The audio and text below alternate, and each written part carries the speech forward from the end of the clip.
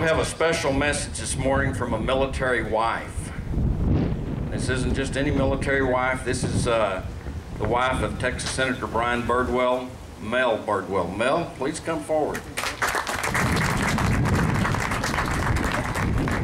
Well, good morning. Brian sends his regrets. He's in Austin fighting a different kind of fight today than he's used to fighting. He'd prefer to fight the old way, but they won't let him in Austin. But anyway, when Tom called me and said, hey, will you come and speak as an Army wife, my response, of course, was hooah, because that's what Army wives do, is we say hooah. It is a great, one of the greatest thrills of my life is to have been an Army wife.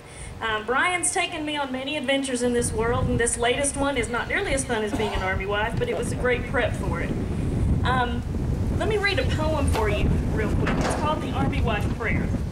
And it says, Dear Lord, give me the greatness of heart to see the difference between duty and his love for me. Give me understanding that I may know when duty calls him, he must go. Give me a task to do each day to fill the time, Lord, when he's away. And Lord, when he's in a foreign land, keep him safe in your loving hand. And Lord, when duty is in the field, please protect him and be his shield.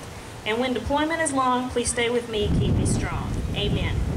That's the worst moment in an Army wife's life is, well, the second worst is when you get the word that the deployment is happening. The worst would be the call that that there's been an injury, or the knock on the door that there's been a death.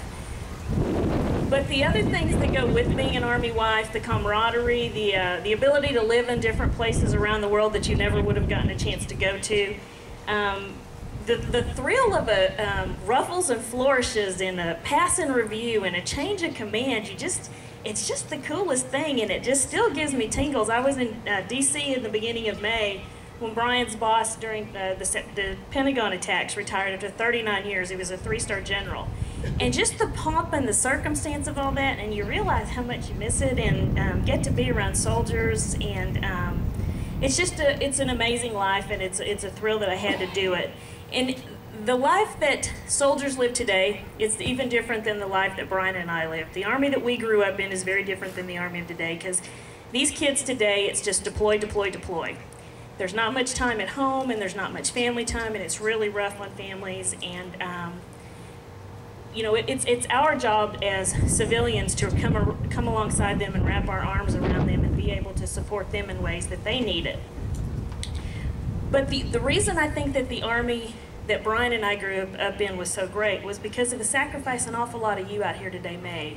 And that's those of you who are Vietnam veterans, because you came home to a bunch of really screwed up people who didn't understand the sacrifice that you had made, and they didn't understand that the sacrifices you made gave them the right to be idiots and be screwed up people. And so for the indignities that you endured, know that the generations that followed you greatly appreciate those sacrifices that you made, because what happened to you was the wake-up call that it will never, ever happen to another soldier that comes home today, and we thank you for that. And I am going to spare you all my breaking out in song and singing the Army song, because I do love the Army, hooah. And I do thank these fine staff sergeants down here that are doing an outstanding job guarding that cake. And I won't even sing Dog-Faced Soldier for you, but if you want me to, I will later, privately, because you might cry. But all Army wives end everything we say with the greatest toast ever. If you love a soldier, raise your glass. If you don't, raise your standards. Woohoo! Thank you, Mel. Well done.